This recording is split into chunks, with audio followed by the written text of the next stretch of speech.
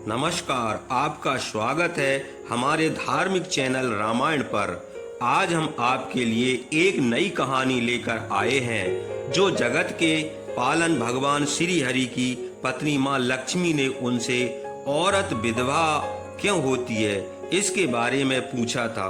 तो चलिए कहानी शुरू करते हैं। अगर आप भी आध्यात्मिक जानकारी पाना चाहते हैं तो इस चैनल को अभी सब्सक्राइब कर लें।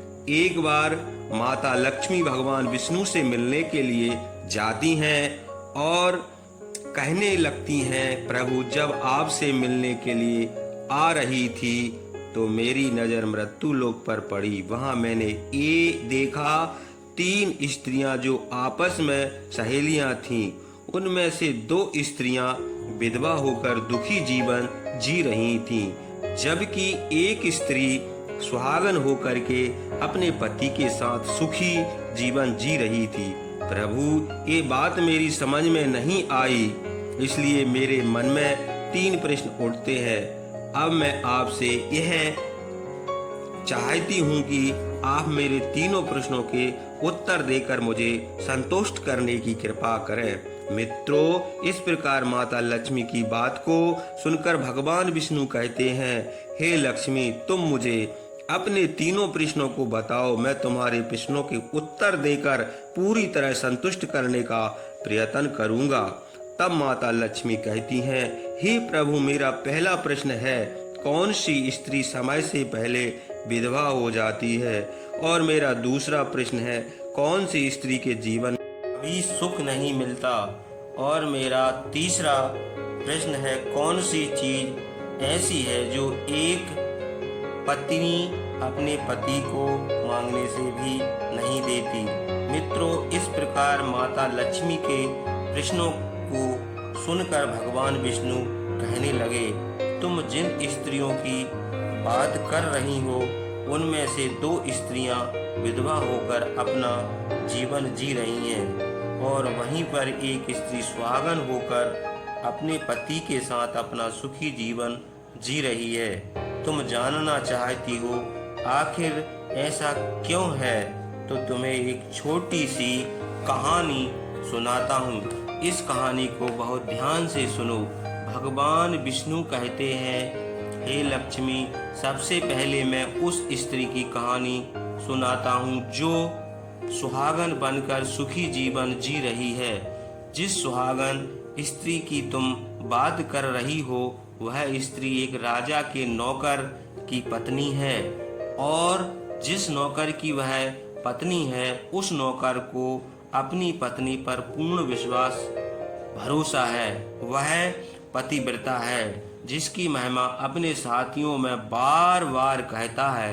अब देखो, एक दिन की बात है, उस राजा के नौकर ने अपनी पत्नी की प्रशंसा इतनी की कि यह बात धीरे धीरे फैलते हुए राजा के दरबार तक पहुंच गई। फिर तो राजा ने नौकर को बुलाया और उस नौकर से कहा कि तुम हर किसी से कहते हो कि तुम्हारी पत्नी पतिव्रता है, क्या वास्तव में आपकी पत्नी पतिव्रता है?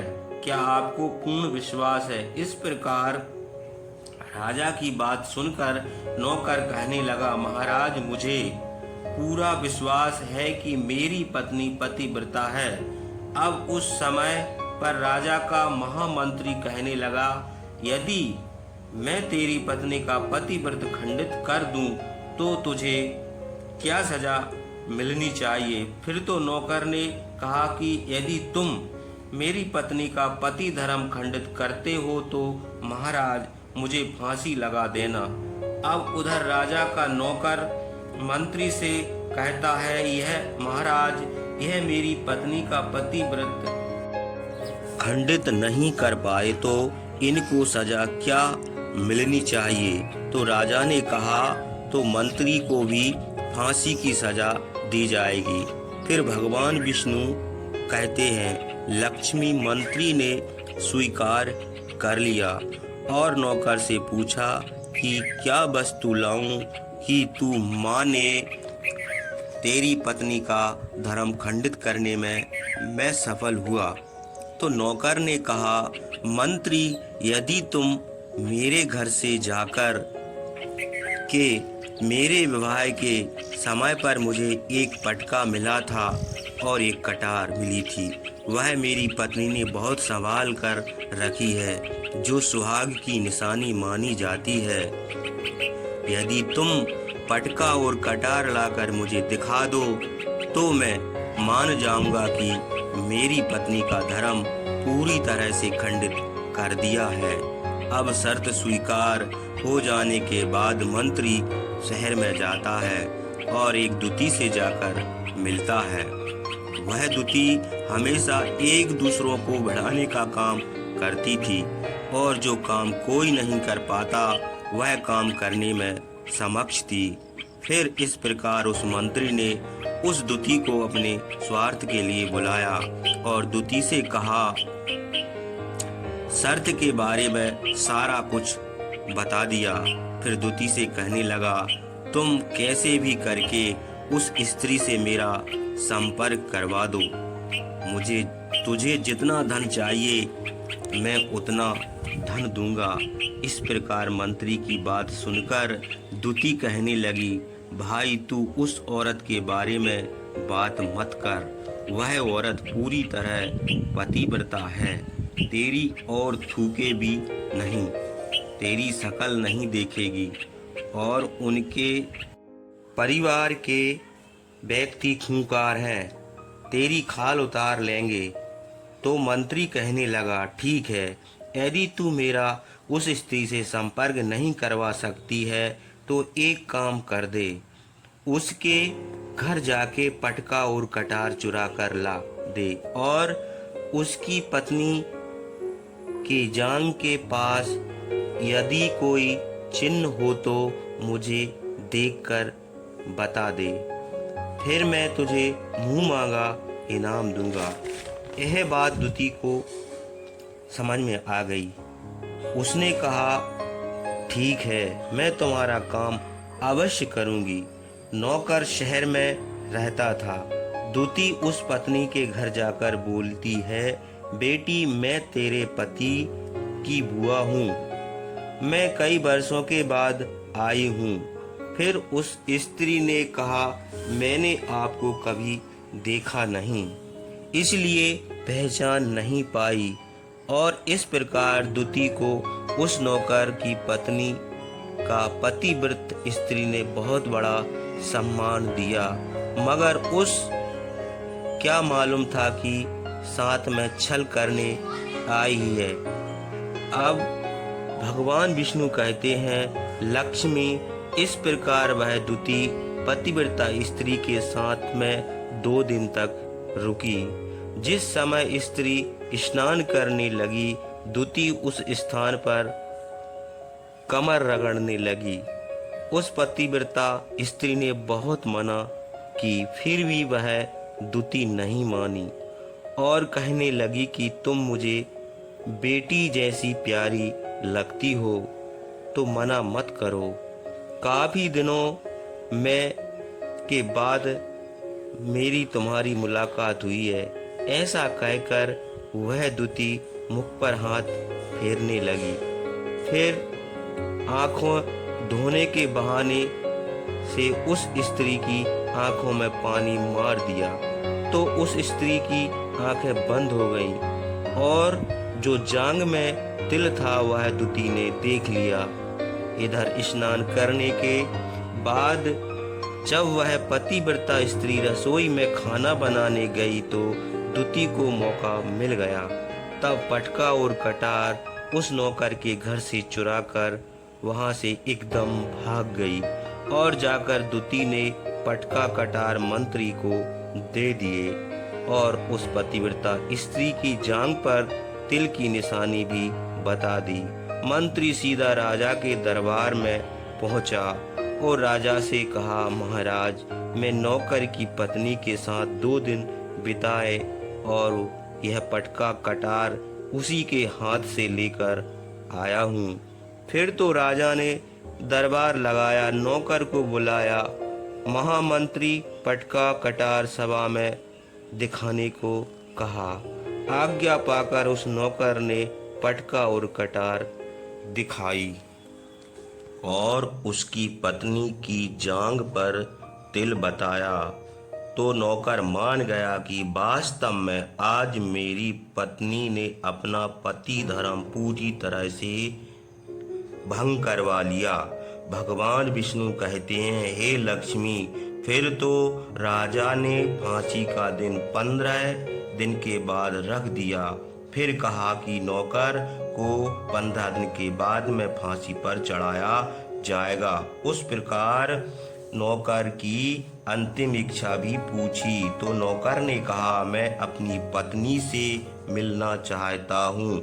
इस प्रकार राजा ने उस नौकर को आज्ञा दी कि ठीक है, तुम अपनी पत्नी से मिल सकते हो।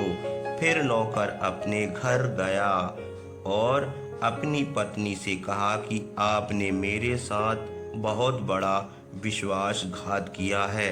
मैंने आपके विश्वास पर मंत्री से ऐसी शर्त लगाई थी कि राजा के दरबार में राजा के सामने मैंने बताया कि मेरी पत्नी का पतिव्रत धर्म कोई नष्ट कर दे तो मुझे फांसी लगा दें। अब मुझे 15 दिन के बाद फांसी लगा दी जाएगी। मेरे साथ विश्वासघात करके तुमने ठीक नहीं किया।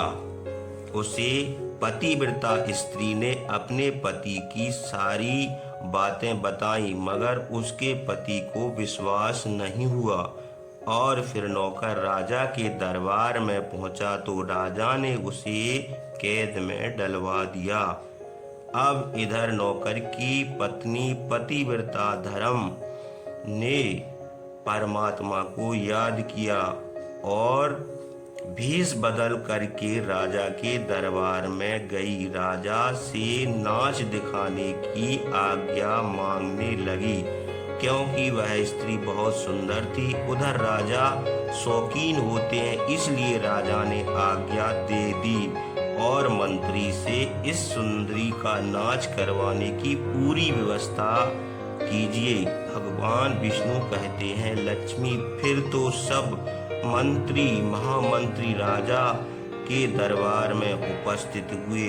उस नौकर की धर्म पत्नी ने नाचना शुरू किया तो राजा को उस स्त्री का नाच बहुत पसंद आया और फिर राजा ने कहा, तुम मुझसे क्या मांगना चाहती हो तो मुझसे मांग लो, मैं वही दूंगा। फिर पतिव्रता स्त्री ने कहा, महाराज, आपकी सभा में चोर है जिसने मेरे रुपए चुरा लिए थे, आज तक वापस नहीं किए, उसे फांसी की सजा दे दीजिए। तब राजा ने कहा, ठीक है, बताओ मेरे दरबार में तुम्हारा चोर कौन है, मैं उसे फांसी की सजा अवश्य दूंगा। भगवान विष्णु कहते हैं, फिर उस नौकर की पत्नी ने, महाराज, आपका मंत्री मेरा चोर है, आप इनको फांसी की सजा अवश्य दें। अब इधर मंत्री ने सुना कि ये सुंदरी मुझे अपना चोर बता रही है तो मंत्री कहने लगा, महाराज, कसम खाकर कहता हूँ, मैंने कभी इसका कुछ नहीं चुराया है। मैंने आज तक इस स्त्री को देखा भी नहीं है, तो मैं चोरी कैसे कर सकता हूँ? मैं आज तक शकल भी नहीं देखी।